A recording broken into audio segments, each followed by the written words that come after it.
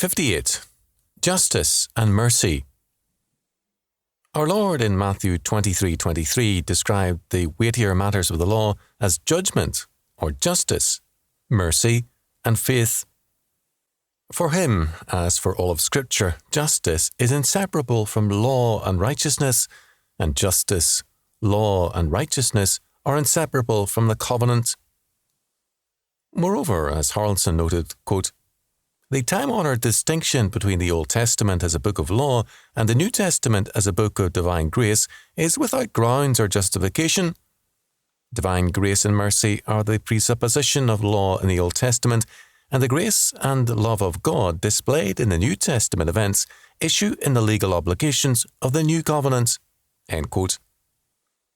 Moreover, the fact of Christ's kingship is inseparably connected with law in that, in antiquity, the words of a king were law.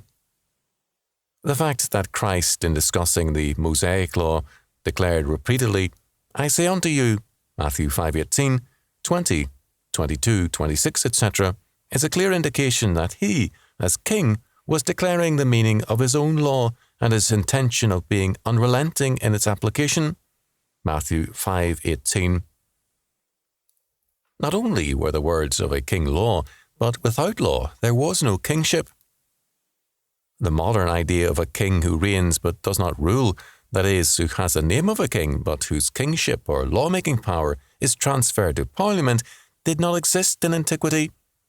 It cannot be read back into the Bible. The biblical idea of kingship is of a king whose word is law and his rule is inseparable from law. For this reason, Hebrew kingship differed from all others. The true king of Israel was God. Therefore, his prophets could command his royal vicegerents in his name. The Hebrew king could only rule in terms of God's law, that is, God's kingship. Deuteronomy 17:18-20. The sin of Israel was that it wanted a pagan kingship, not God's kingship. 1 Samuel 8:7, and God gave them Saul, who very quickly manifested his idea of an independent kingship by offering sacrifices as a priest. 1 Samuel 13:9 following, and who made judgments independently of God's commandments. 1 Samuel 15. The idea of kingship in Scripture has a necessary connection with law and justice. The idea of justice is also related to the Old Testament concept of peace as wholeness, health, prosperity, security, and the spiritual completeness of the covenant. All peace, like salvation and all creation, is of God. Quote, I form the light and create darkness. I make peace and create evil. I, the Lord, do all these things. Isaiah 45:7. The covenant is an everlasting covenant of peace. Ezekiel 37:26. And his peace is salvation. Isaiah 52:7. Justice in the Bible means the righteousness of God. In man it means the moral and religious perfection of man and the application of that standard and way to all of life. Justice does mean just balances. Leviticus 19:36.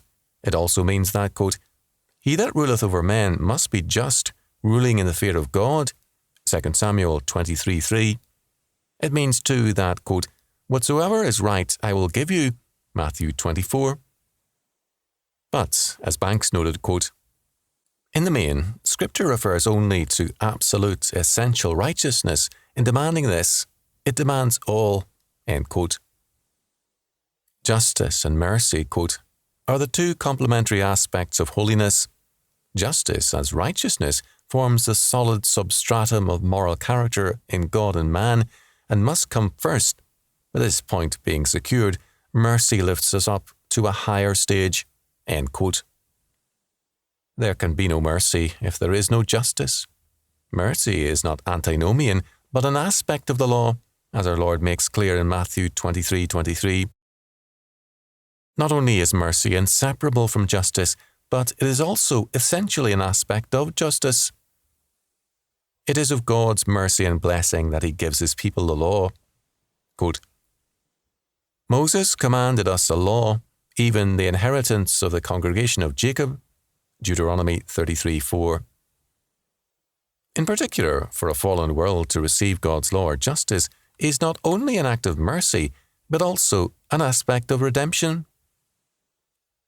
The essential requirements God's law makes of man is restitution. The broken moral order must be restored, and man must make restitution to God and to man. All things having been made good by God, the goal of justice is restitution, the restoration of all things to their original goodness, with that goodness developed and extended as an aspect of both restitution and the creation mandate. Since man is incapable in his fallen estate of accomplishing this, God enables man to do this through Christ. The goal of justice being restitution, it follows that salvation and mercy are necessary aspects of God's justice, not exceptions thereof. Mercy and salvation were not antinomian in conception, are a fulfillment of the requirements of justice. The righteousness of God requires a creation in which righteousness has full and developed sway, so that the purposes of justice require God's mercy and salvation, and man's witness to that same salvation and mercy. This relationship is very clearly in view in David's prayer. Deliver me from blood guiltiness, O God, thou God of my salvation, and my tongue shall sing aloud of thy righteousness.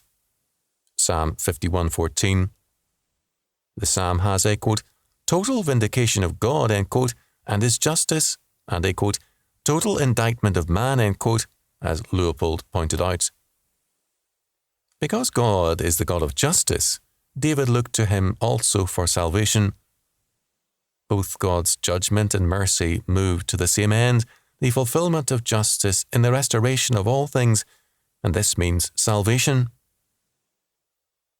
In Isaiah 45:21, God indicts all idolatry and declares, quote, Tell ye, and bring them near, yea, let them take counsel together. Who hath declared this from ancient time? Who hath told it from that time? Have not I the Lord? And there is no God else beside me. A just God and a Saviour, there is none beside me. End quote.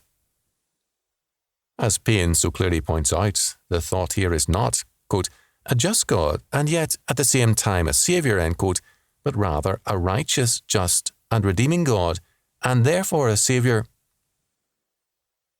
Because restitution is so basic to God's order, it must be basic to the redeemed man's order. Quote, learn to do well, seek judgment, relieve the oppressed, judge the fatherless, plead for the widow, end quote, Isaiah 1:17.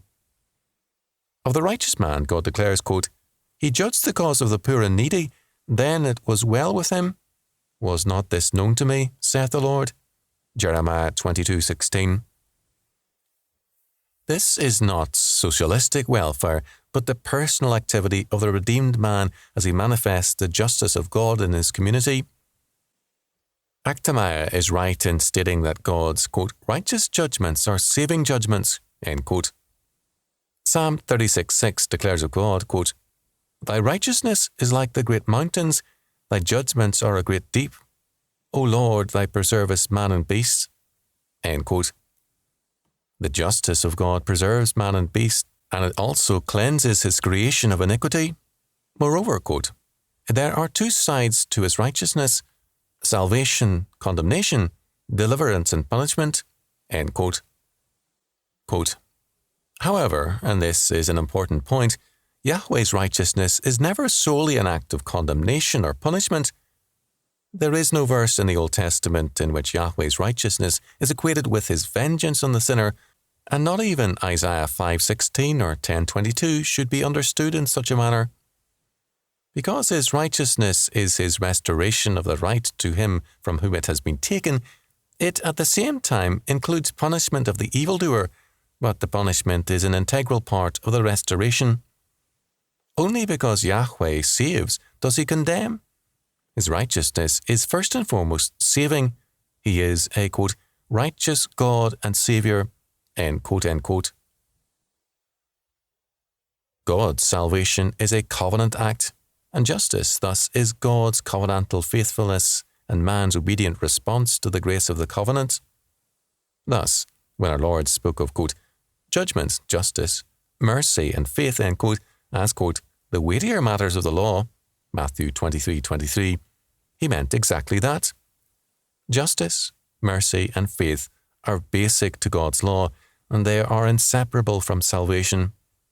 Justice must be, the law requires, without regard for the nature of a man's estate, rich or poor, alien or citizen, but it is not impersonal. God's law expresses the righteousness of a personal God, and it manifests his demand that justice be done to him and to all his creation. The goal of justice is the restitution and restoration of God's order and purpose, because mercy is not antinomian. It serves to further both justice and restoration. The grace of God unto salvation similarly has as its purpose restitution and restoration, and Christ's atonement satisfied the requirements of justice and manifested God's saving grace. To separate salvation from justice and the law is impossible. The key to their unity is restitution and restoration.